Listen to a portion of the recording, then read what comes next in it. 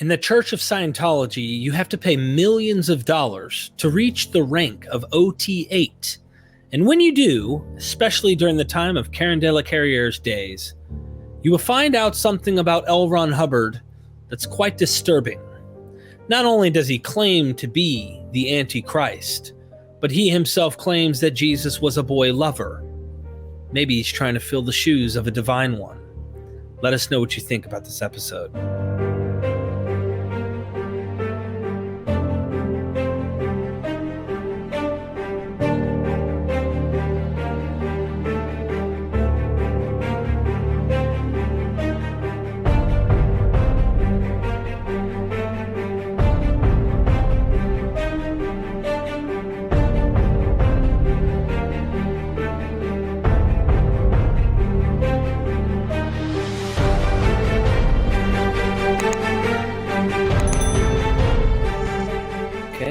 Recording.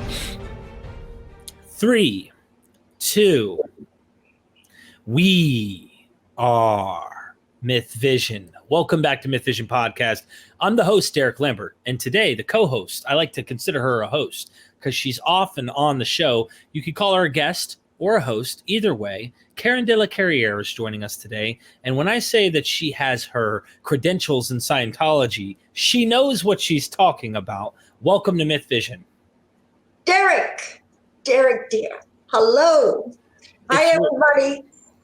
It's really good to have you back here, Karen. For anybody who's really just now tuning in and maybe they haven't seen our series of videos, really go back and watch them. You can also check out her YouTube channel, Surviving Scientology. It is a must watch. There's so many wonderful things. Her husband right now, in particular, is also doing a deep dive in the money and looking as a private investigator deep into this cult, its impact in a financial way, as well as other avenues. They have very close connections to many high-up leaders that were in this cult that know a thing or two, and I mean a thing or 3 or 4 or 5 or 6 or 7, about the horrendous things that happen within this cult.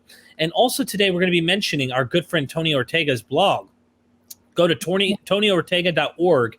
Make sure you go subscribe to our friend's blog here, because this particular issue is on, was he saying he's the Antichrist? And I think it's best that I refer this to the experts, the expert, Karen, to take us into the topic. What is going on with L. Ron Hubbard and this Antichrist statement that he makes?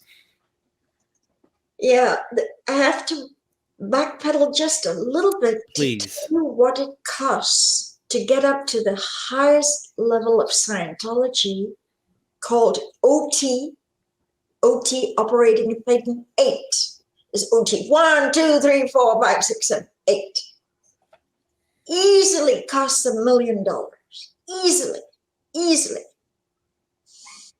And OT 7 is when you exercise yourself. You're not sitting with an auditor doing commands to get these attached spirits out of you.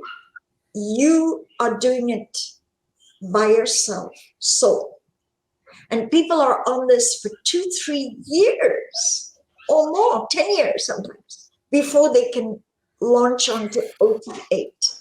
The reason I'm telling you this is OT8 is considered a level where you are really trusted.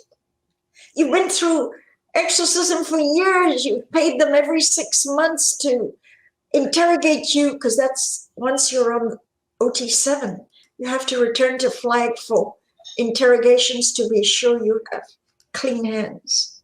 So you're really trusted. So this bombshell of what Hubbard said was to trusted insiders. This wasn't broad public. We are making it broad public issue to the world. So let me get this straight. These are people that, like yourself, who paid unbelievable amount of monies. I mean, your late husband was a top dog in this entire operation. I mean, he was a head honcho. Yes. And so these top leaders are getting the inside scoop of information at the level of OT8. And what they are hearing typically is like, all right, cool, I'm about to transform. I'm about to have powers like none before. I am going to be able to say an existence and think things into existence and teleport. And there's no telling the kind of powers I'm about to have. This is the kind of mindset that it sounds silly on the outside, but in reality, you are convinced you're a god. You are a god. And this is what OT8 is. It's saying, you want to move on up to godhood? Join us. And they are. And here's the kind of message they end up finding at the top of this rank. And they're shocked to hear what is said. And of course, we're leading into that. But tell me more. I'm interested. So this is the inner circle who finally got clearance to do this high level. Now, OT8 has been modified. At least there's 5 different versions of it. That in itself is absurd. Nobody writes a finite level and then changes it to 5 different editions or versions. But this level was catastrophe, just disaster. And I'll explain why. This level was, people came back, and I know one personal friend of mine, Christine, she had a complete mental breakdown, and then she went into Buddhism, never to touch Scientology again. But people were many people just exited Scientology. So this is why the opening issue of the secretive OT level, Hubbard talks about Lucifer, the AntiChrist, and he talks about it. And he actually calls Lucifer the bringer of light. Is that what? Have you ever encountered that? Yeah, that's actually what the word means. It means the bringer of light. However, in church doctrine, Lucifer, the bringer of light, falls and becomes what we call Satan. So Lucifer, according to church theology, is right up there with God. I guess he was OT8. And then he falls. And when he falls, he becomes Satan, or the evil one, because he was so close to God, and then he falls down and becomes an enemy of God, according to the Christian doctrine. I see. Is there any reason, is there any explanation of why he fell? Was he jealous of God? Did he want to be on par with God? What caused the fall? Do you know? I think it's pride. But yeah, I would think jealousy maybe could be an example for him wanting to rise above God, because there's a passage that is interpreted by Christian doctrine that Lucifer thought, I will be above, I will rise above God, I will be above. And of course, that didn't work out so well according to Christian doctrine, and he gets cast out of heaven. And him and his angels are cast out of heaven. And sure enough, there's this war. There's a constant war happening. But the interesting part that you're discussing here, sure, he mentions Lucifer, but then he talks about this thing you said, Antichrist. Tell me about that. What is it that Hubbard mentions there? Well, so Hubbard describes Lucifer and then identifies, actually identifying an identity of him being. First, he talks about the bringer of light, which you think, well, Hubbard brought out all these new innovative techniques of the mind. Then he goes on to identify himself as the Antichrist. And the next bombshell he immediately goes into, which may be really offensive to Christian viewers of yours, is he says, oh, come on, Jesus was not what he was trumped up to be. Not at all. He was a lover of young boys. In our language, we say pedophile. Right. So where he got this from, or what reference, what documentation, what scientific evidence, because there's nothing in the Bible, but he really states that Jesus was a lover of young boys. This is all in the same issue.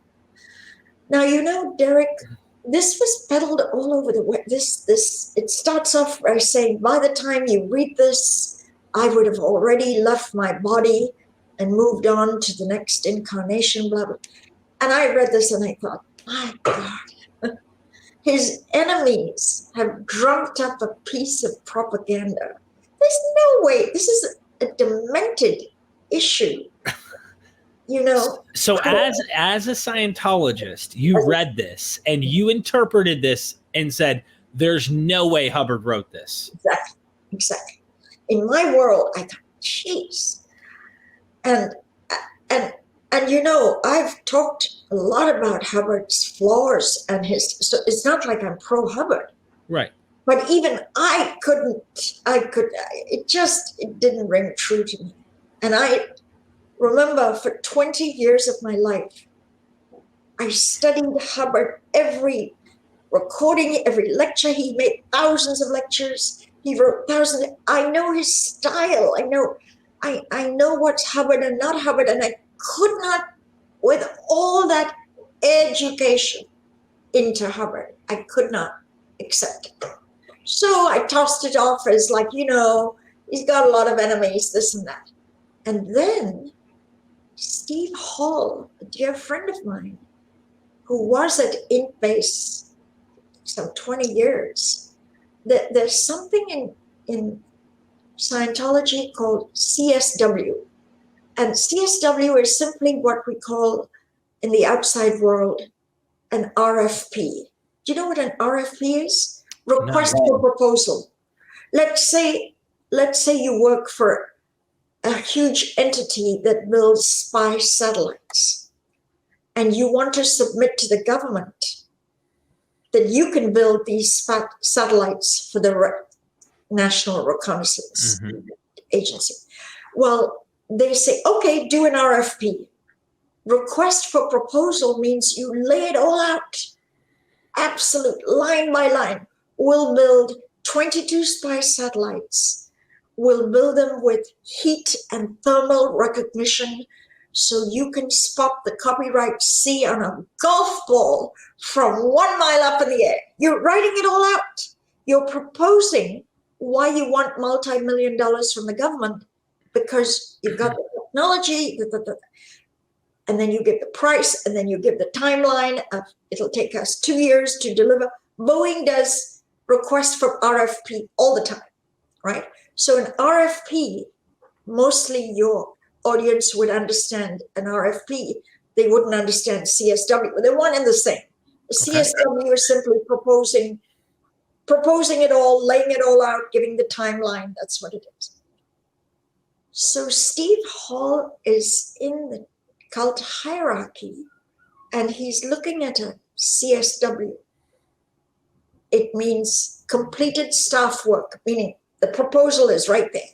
And attached to the CSW, which was traveling up the command chain, was this Hubbard's declaration where he asserted he was Lucifer. He incarnated in this and that, but he was right. And he read it on church property in a CSW, which is a completely it's the ultimate when you submit a CSW, you're proposing something to the highest echelons to become reality. This is not some dilly-dally little, this is a CSW, a request for proposal. So my question is, on that, I got to ask you, this is interesting. Do we know how it ended up in the CSW? And was it someone who was high up that heard this that was like, what the hell? I'm not okay with this. And they put it into the CSW so that they wanted this to get out? Or how did it end up in the CSW? Was it Hubbard himself put it in it? No. What it was is, all I can only answer is, it authenticated to me that they not only had the issue available, but if this was some outrageous, fraudulent manufactured enemy thing. It could not have been part of a church submission. I see what you're saying. What it meant to me was they had this document and they knew it was, you see, what Hubbard has said is cast in stone with an atomic brand iron. Cannot change what Hubbard, before he died, went on and on and on and on about not changing a single word he said. His word was biblical law. In all these religions you examine, was the prophet or the head honcho, was his word biblical law? Yeah, I mean, technically, what they said, it's kind of a difficult question to ask during their time. Maybe not, but it became what Christians will say, not a single jot or tittle, right? Certain Jews would say about the Torah, like, no, it is perfectly the way it is. Don't change it, and you better keep every single word there. Islam is the same way with the Quran. They're like, do not mess around. It is perfect, dot for dot. So it sounds like this is what Hubbard's doing. And just to peer into your mind here as we went, you're suggesting you don't know how it got into that. What it does tell you is that this tells you this would not be in a CSW if this was not Hubbard, if this was not authentic, if this was not real. It would be highly questionable if you heard it in the newspaper locally, if you heard it in a local church down the road talking about Hubbard. No, in church doctrine, this is like from the Pope writing a letter about the church. Okay, you're going to listen to what is being said here. You know it's authentic, and that's what you're trying to convey. Yeah. And then Steve told Tony, Steve actually elaborated on this. David Miscavige, the dictator, the absolute Pope of, he likes to call himself the Pope of Scientology, can't go higher than Miscavige. David Miscavige presented Steve with this document. David Miscavige had it in his hand and asked Steve, and a wannabe biographer of Hubbard, they can never bring out a biography of Hubbard. This guy, Dan, has been on it for years, but there's so much that's leaked out that they can't produce. Look, other authors have done all kinds of bios, Madman and Messiah, book after book on getting bits and pieces, all these books inside Scientology. They look into the mind of Hubbard, but the church cannot produce a biography. Why? There's so much, there were so many fabricated lies. Right. And they aren't now, and they're caught in all the internet disclosures. So Miscavige comes up to Dan, the biographer that never produces a biography ever, and Steve, and says, Miscavige has penetrating blue eyes, and he looked at it, and he looked at Steve Hall and said, read it, what do you think? Steve, a 22-year veteran, he feels the prejudice. If you answer wrong, you could get the next 7 years in the dungeon, or you could be just completely, you've got to be very careful how you answer Miscavige. He is a Stalin. He is a Mussolini. There's no mercy, there's no forgiveness, there's only a whip and flogging and psychological destruction till you become a little dot. So he looked, he doesn't know what to say. I mean, this is Hubbard says he's Antichrist and Jesus is so he thinks, I'm going to just play it safe because he knows what punishment. He goes, well, I think it's cool. He thought there was a very safe middle ground. And David Miscavige turns around to him one day we got to do a show on Marc Yager. Marc Yager is a fabulous guy, but he's pulverized Marc Yager. She turns to Marc and says, there you are, you fuck. Am I allowed to say that word? Yeah. You know, like making Marc Yager wrong for not liking this issue at all. And then David Miscavige decided all by himself to put this on OT8 for the upper crust insiders who paid over $1 million in Scientology with the belief of becoming this god, Superman. He was going to share. He thought, well, Steve Hall just told me it was cool. And he decided. And then, oh, God, it was catastrophe. Of those first 184 that did it, mostly the exit of those OT8s, and then one guy who did the original called George White, he went to Tony Ortega and he showed his cert and he verified. See, there's independent verification that Jesus. Can I send you, George, in the description we do, I'd love to send you George White's pictures and his authentication that Hubbard said he was Antichrist. Yeah. He was there actually having to study. And then he was gone. He knew, boy, have I taken the con. I've taken the con for years. Literally icing on the cake. Now, in Scientology, there is always a who. A who means when there's a complete catastrophe and disaster, we have to roll it back to find a single perpetrator or source of this. And the who that they found was Laura Wolfe, because she case supervised OT8 and she just did what was presented to her to do. But they said she was the who. And they summoned her to Int Base for torture. And I don't know what they did to her, but in 6 months she was dead and gone. So because you have so many religious experts and scholars, I want to just tease you to tell me what would be the benefit of a New Age religion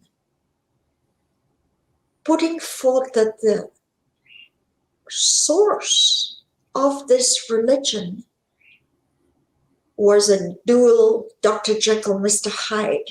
He could give you all this, but he also had a very dark side. How does it make sense, Eric?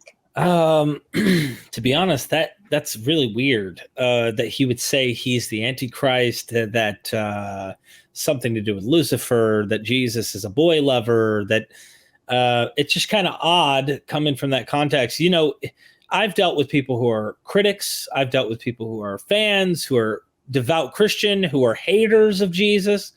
And even the haters of Jesus, I mean, if they said like Jesus liked guys, like I've never heard them say he was a pedophile. I mean, even the haters of Jesus that I've talked with, they'll say stuff like, I think Jesus, he hung out with guys all the time. He's probably gay, but not like he is a pedophile. And this is like, I guess what I'm getting at is there seemed to be something weird there. And that would have been one thing if that was the only statement he made, was that, well, Jesus isn't who you think he is.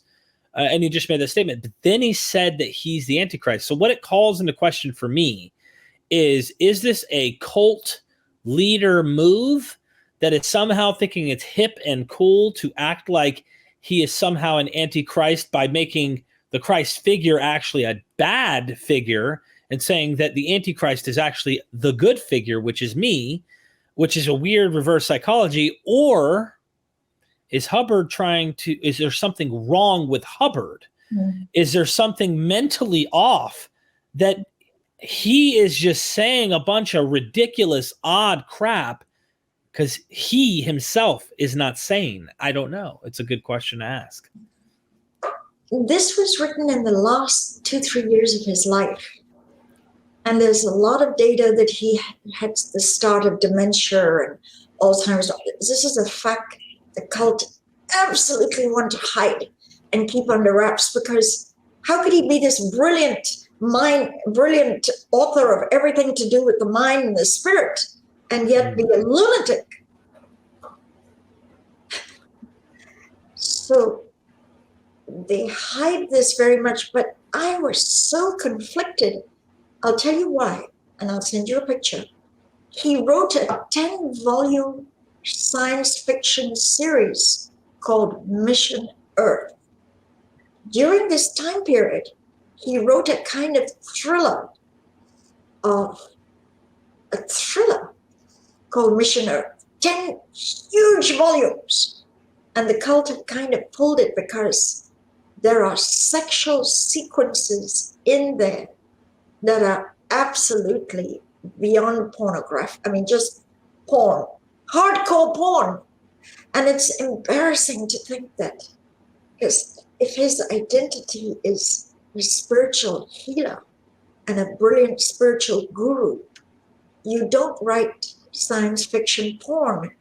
But the conflict in my mind is, how could he have had that much dementia and write? I mean, the books, I bought the leather-bound set. I was in it. The books are riveting, but the story goes on for 10 volumes, and that's not written by anyone with Alzheimer's or dementia. No. Right. Oh boy, you read, and now and again.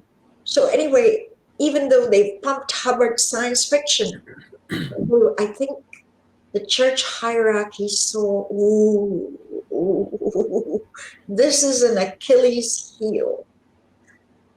The critics could have a field day with Hubbard's writing of porn. So there's another identity there, a writer that can put in porn sequences, who's the guru of a multi-million-dollar. Something comes to mind, and I don't know why I read this a while back, but I heard, I don't know how true this is, that Hubbard was friends with Aleister Crowley. Yes. Okay. Aleister Crowley wrote a book, I can't remember, Be True to Thyself, or some law, something. It was the satanic. The law was do what thou wilt. In fact, do whatever you want. Right. Do what thou wilt shall be the whole of the law. Right. So imagine Hubbard in his latter years is influenced by Crowley, and this might make sense of his Luciferian and AntiChrist statements, because Crowley was into black magic and trying to tap into the dark, sinister side of things, probably pro-satanic and things like that. So if he isn't batshit crazy at this point in his life, in the literal diagnosis sense, but he's crazy in his ideology, because his science fiction, his influence from these satanic, Masonic-ish, these really ritualistic satanic people who are like Crowley, then maybe he's being impacted by their ideology and sees himself as this God on earth, to a point where he's saying, no, I'm God. Jesus is not. He's a boy lover. And that could be he's coming out swinging. His narcissistic complex is so, I don't give a crap what you think, that I want you to know, my OT8s, that I'm God and I am the light bringer and I am the one. That could be what he's saying. Instead of him being crazy like we would think, like he's just being dementia, this guy might have been so prideful and so full of himself that he believes that he is God and that he is the Antichrist. I am against that. That guy's a boy lover. He's nothing. That's BS. Look at me. And that's what I could imagine him being like. Well spoken. That's Bang, bang, bang, right on the nose. Well spoken. Right at the end, on the last 2 days of his life on earth, he talked to his trusted, I already told you this, Sarge. He said, I failed. Do you remember that? Now, this is Hubbard said I failed? Hubbard said. Hubbard had a tear come down his face, and he said, I failed. And people have mused over that over and over. What did he mean? Did he mean he failed because he knew a psychotic called David Miscavige had taken power, and he screwed it up by, like, everything was now in place for the coup, the regime to take over? And was that the failure, or was it the failure that he didn't really make anyone OT and a god? Did he realize the technology may have had a little this and that, but far from the bragging expectations that the world? What did he mean? I failed. But this was what he said. I failed. So a very depressed, sad, crushed Hubbard, those were almost the last words he even said. I failed. And this is all recorded not only on video, but it's the finale chapter of the book called Going Clear by Larry Wright. And it won all kinds of prizes. Then they made a movie. HBO did a documentary film on it. And again, it's the last, after they take you through this entire journey and all the expectations and and then at the end, the founder of all this is admitting that he's a failure. You can debate it till the cows come home. Yeah. Just from what I've told you, what do you think he meant? I failed. Oh, I think he meant what he said. And whatever that might have meant in his mind, I can't, answer that question. But when you're at the end of your life, I can only imagine if you have that moment on a deathbed, right? It's like death isn't shockingly coming. You're dying, and he knew he was dying. He was able to think. And I think he thought about it all and realized he failed. Whatever that is in his mind, we can all try to decipher. But I'll say something that is interesting since he brought up Jesus. There's some scholars out there who take the words more literally, okay? And they think in the earliest gospel we have, Jesus is now captured and he's taken onto the cross, and here he is staked to the wood.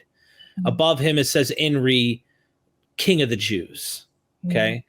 There are some scholars who think Jesus really was trying to become a king. Now, this isn't what you'd read. These are like reading between the lines. What a lot of expert historians would do would try to see what was Jesus really like. So they don't trust the words of the books of the Gospels, right? But they try to see what really happened to Jesus. And if the pronouncement of Jesus on that cross saying, my God, why have you forsaken me? Okay. That is in a way saying, why have you failed me? Okay. So I am being poetic when I say this, but the difference is this. According to the Christian narrative, he rose again.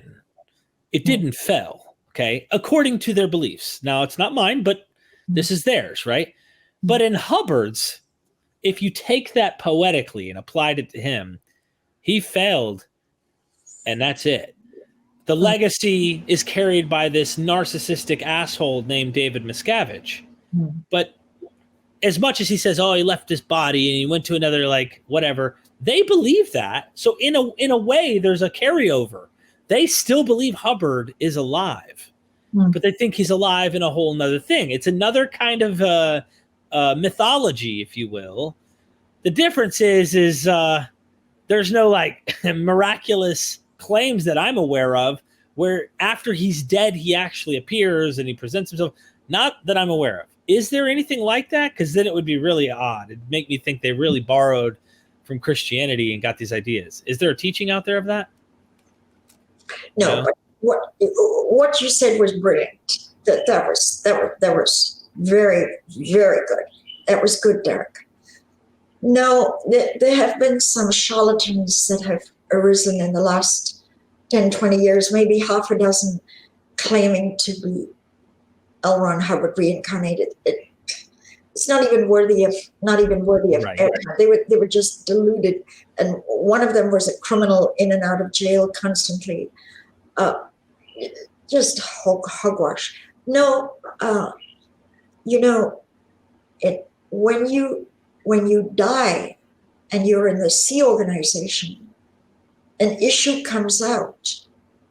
I'll send you a copy, and it says you have permission to leave for 21 years before you report back, because you've signed for 1 billion years. So they allow you a 21-year leave of absence. But Hubbard's been gone 35 years. He's not back. So why are people commanded to return in 21 years? Look, you got him on that one. Hey, Hubbard, where are you? Okay, where are you? So technically, you got 21 years. He hasn't shown back up and said it's me, right? And the church has not accepted that. So they kind of shot themselves in the foot with that 21-year thing. It just doesn't make any sense, because even he is still obligated under that rule of being a seer. Exactly, and this was his creation. Yeah. I mean, and I'm literally trying to put my mind. See, this is the tough thing, and I'm sure my audience will get where I'm going. This is kind of complex. I love what we're doing here. I'm trying to put my mind into the mind of, imagine if this was, like, if I believed this, how would I reconcile that Hubbard has not shown back up, and he only had 21 years to do so? He should be here now, putting a boot to Miscavige and saying, I'm back, or whatever. Or maybe Miscavige should say, here he is. It's been 21 years. But because I think cognitive dissonance, and maybe they haven't really thought that through, that's a big, big problem that you bring up. If he really loved this creation of his called Scientology, he created it out of nothing. You would think that he would have enough affection for it, or enough wanting its persistence, wanting to salvage it from the PR freefall. It's just in an absolute, gravity is sucking it downward on steroids. And the last thing I want to say, we decided to keep these nice and tight because, we've got to do more shows. The Vatican, I've told you this before, the Vatican have pronounced this a demonic cult. Right. Now, one of their reasons is the wholesale abortion, the coerced, enforced baby slaughter, enforcing mothers to kill fetuses for decades. Mm-hmm. And by the way, the Vatican records shows like this for its archives. It's all that. I want the Vatican or any representative who's listening in to know that Hubbard did actually call Jesus a lover of young boys. This may be a little bit of a button given the behavior of some priests. Yeah. But worse than that, he identified as Lucifer. So the Vatican wasn't that far off pronouncing it. And another reason a demonic cult is there's endless exorcism going on. Not a formal Vatican-approved exorcism. Right. For years, finding a touch, but isn't that? Jeez. So, okay, yeah, there's aliens they're trying to exorcise by people who are possessed by aliens, but they have less aliens, so they have the capability of somehow helping remove these thetans. I'm calling them aliens to be funny. Look, everybody who's watched today, hit that like, right? Obviously, follow what we do, help support what we do, but also give a round of applause to Karen for such great content and Tony Ortega for such hard work that he puts into this blog. Everybody go become a supporter of what he's doing, especially if you're interested in this stuff.